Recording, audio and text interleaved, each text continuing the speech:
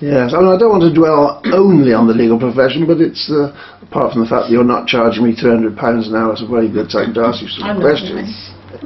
But that sort of challenge about the morality, the questions about the legal profession, they don't arise within the legal profession, do they?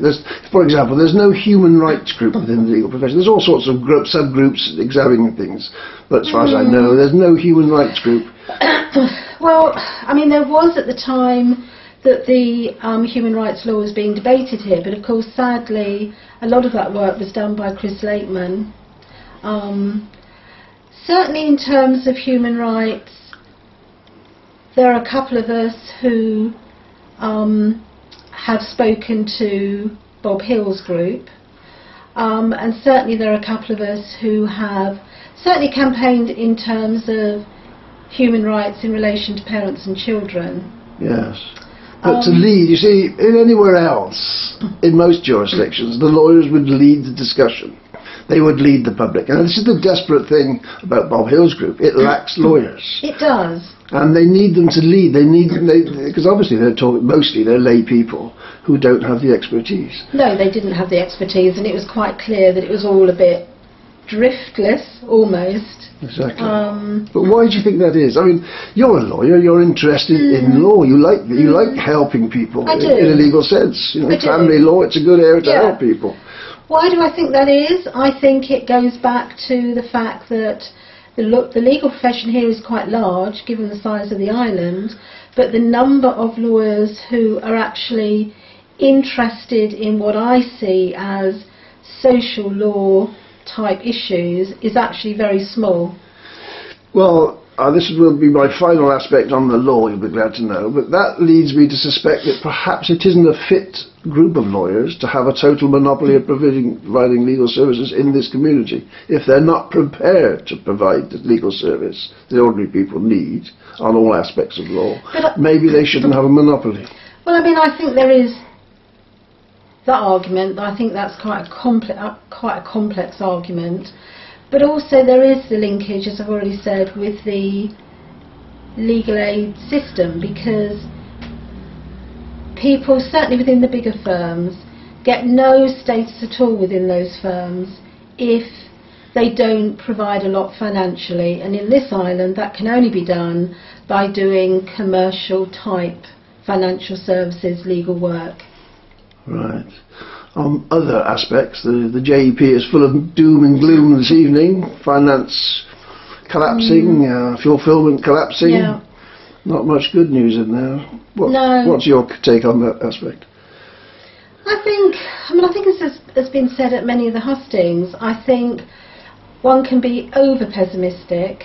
Our financial situation is not nearly as dire as it is in many parts, even of Western Europe.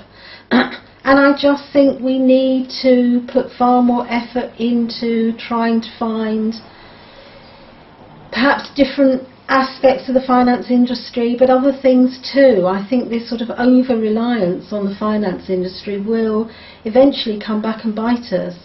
Well, of course, the finance centres around the world most of them are beginning to struggle. The small island ones, they're all searching for the same clients, obviously. And competition, and that's why the question, I don't think you were at the hustings last night, but there was quite an interesting question last night about the image of Jersey and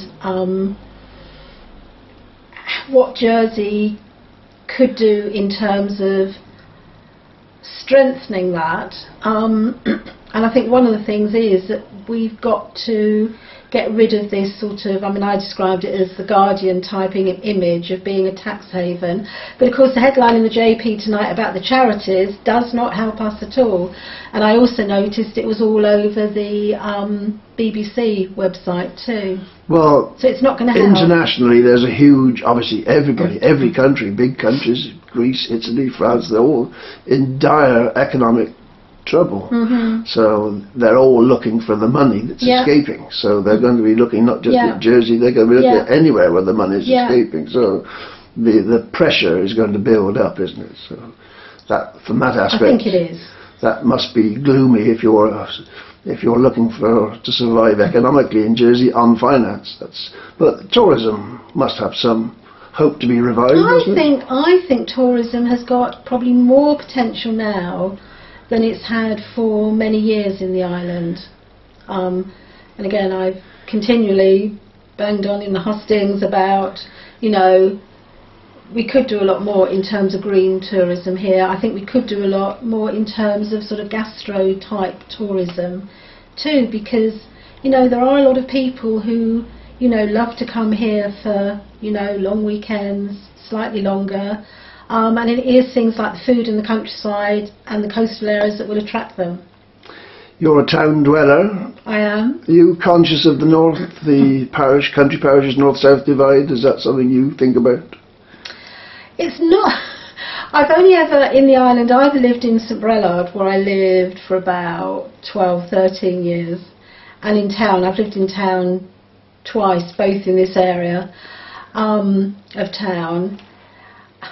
I've become far more conscious of that divide since entering into this election campaign, because I'm not sure, unless you live in the true country areas, you perhaps notice it. And because I never have.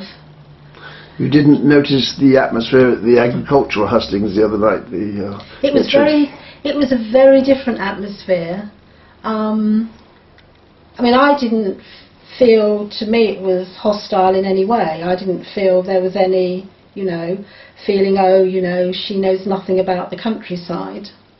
No. You're hopefully, or you want to be elected on this. How do you rate your chances, if that's not an unfair question? Well, I guess if I'm truthful, it is probably down to 4 seats out of 6 or 7 candidates.